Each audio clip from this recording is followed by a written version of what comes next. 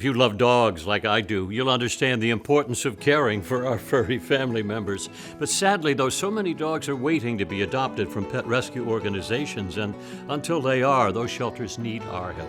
I'm John O'Hurley, and I'm asking you to donate $11 a month to the Puppy Food Bank. Your $11 donation will allow them to provide pet food to Texas pet shelters in need. So please donate $11 today at puppyfoodbank.org. And I'll send you this special gift as well. Pickle, let's go to the hotline. And let's go up to the South Plains. Yeah. Bailey County. Talk with the head coach of the Muleshoe Mules. We're joined by Coach Jason Richards. Coach, how are you? I'm great. Thanks for having me. Thanks for taking some time. How are things in beautiful Bailey County? Man, I tell you what, it's about 70 degrees with no wind. It is beautiful today. No wind. Something must be wrong. No, I know out there, no wind is a headline. It's a big deal. It's a big deal. The morale is good right now. Yeah, I have to imagine. Well, and the morale should be good around the Mules program right now. You guys are coming off of your first winning season since 2016. I'm interested in, it was your third year at the helm. You take over a team that had gone 0-10. You go from 2-7 to 6-6, and then finally to 8-4 this past year. When you took over, is that the kind of timeline? Is that the kind of build that you had anticipated? Well, to be honest with you, I think we're a little ahead of schedule, but we had some very special seniors that a lot of them were on as freshmen up on the varsity. And those kids were winners, man. They were hard workers. This program has been built on hard work for a long time. Really good senior class, and I've been coaching for 20 years, and this senior class will be one that I'll remember forever. And as they were sophomores, we went 2-7, and we lost 4 games by a touchdown or less. And I knew we were close, and then that 6-6 run was something special. And then this year we went 8-4. We lost 3 ball games to the top 5 teams in the state, and I'm just really proud of these kids, and they're continuing to work in off season, and I'm really excited for the kids that are coming up. Well, and Coach, it's funny that you mentioned that, because we literally just got done talking about that. You guys, you mentioned how close you felt back 2 years ago, but with a bunch of close games. You guys were one of 18 teams in Texas high school football to go 4-0 or better in one-score games this past year. Does it feel like that is a switch that flipped, and that's just a matter of seniors growing up and that culture kind of taking hold? Absolutely, and I'm still I'm only 38 years old, but I feel like I'm about 50 because we our playoff game this year in the first round against Brownfield, we went down 24-0 and scored 40 points in 6 minutes. So as much as I love those seniors, I think they kind of mess with me a little bit.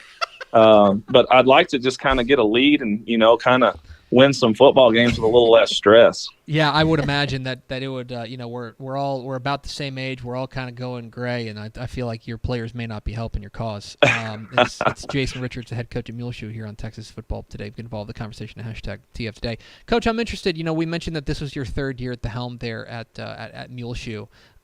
I want to take you back to January of 2020 and ask you, maybe what do you know now about this program and maybe this job that you didn't know whenever you took over?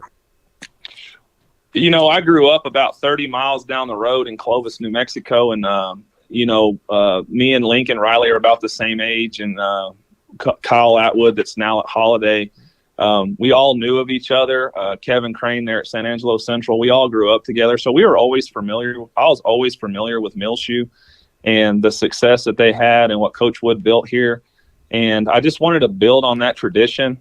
And when I took over, and I actually took over February 3rd of 2020, I saw the kids for about 6 weeks, and then COVID hit. And it was a very interesting deal trying to build a program and not even knowing who your kids were really. And when we finally got the UIL finally came through and said we could kind of start working out in a limited capacity, our kids really showed up. This is a very prideful community. I've never had the support anywhere I've ever been from administration, community, the parents. The parents want these kids to be successful, and it's kind of nice. They let us coach these kids. We love these kids, and we're very excited. We're 3A school. We're dead into track, softball, powerlifting, tennis.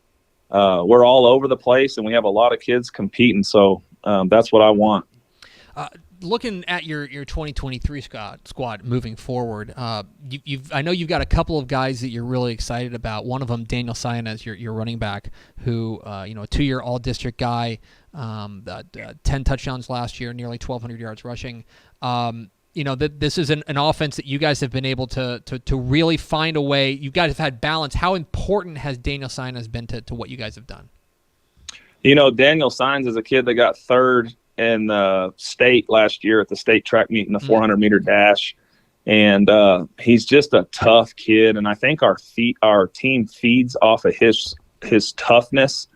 Another kid that I really didn't even realize this until I sent in my questionnaire is Sebastian Curvin. He played quarterback, H-back, defensive end for us, but he accounted for 1,578 yards of offense last year. He's a weapon. I think he's one of the best kept secret tight ends in West Texas. He is a true athlete. He's excelling in track right now, getting faster, excelling in baseball. He's a kid that makes me real excited. We're going to move him all over the place. We graduated some really good skill kids with 4 years of varsity experience in Irvin Torres and Judas Reyes and Bone Cisneros. But we've got some young kids that are really stepping up in Yahir Quesada and Mauricio Herrera. We're really excited for those guys, and we're excited about our young quarterback. Our young quarterback was a sophomore last year, had some injuries. Sebastian Curvin took over. But I think we can be at our best with Curvin all over the place and having Martins throw it to him. So we're excited about that combination. And here's something that I'm really excited about is we got 4 out of our 5 offensive linemen returning. Plus with Daniel Sainez, we'll be able to take some more pressure off of our young quarterback. And so I'd rather be getting skill kids up to speed than linemen up to speed. So we're excited. Ample reason to be excited. Talking with Jason Richards, the head coach of the Muleshoe Mules here in Texas football today. Coach, on the defensive side, you guys have made steady improvement over the course of your tenure there. The past year, you guys were able to shave a full touchdown per game off your points allowed per game average. Now looking forward to 2023, you lose a couple of key guys, Jackson Lopez, David McMullen, who I know is going to play at the next level. I'm interested when you take a look at your defense. I know you've got some youngsters you're excited about. Is there a hope that the culture that you have built in of defense, we're gonna continue to play great defense out here in Muleshoe? Is there the hope that that's going to really take hold? Absolutely. Our defensive coordinator, Daryl Davis, actually coached me in high school, and he retired in New Mexico, and he came with me when I got this job. And, he's one of those guys that if it wasn't for him in my life, I wouldn't be where I'm at. And he does a tremendous job with our kids. And to be honest with you, the last 3 years, our defense has kind of been the stable factor in our games where they are, keeping us in games. And we have a great mentality on defense, and we try to carry that over into offense and special teams. So we always all 3 factors are big, but we're going to try to play good defense for sure.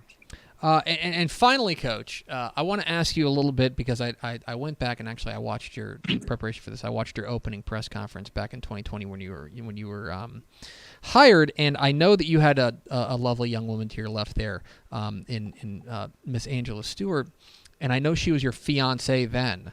Now that she's the first lady of Muleshoe, how has all of that transition worked out? My wife was they were one game away from the state tournament at Flower Bluff. She was the head softball coach.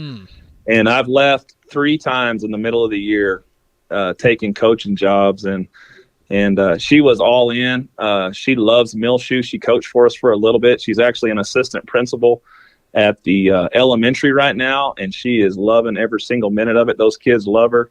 And I was a little jealous last night. She made some Cat in the Hat Dr. Seuss popcorn for the kids in the reading club. I said, well, I wouldn't have been able to eat no popcorn because I wouldn't have been in the reading club, but I'm glad that you're doing that for those kids.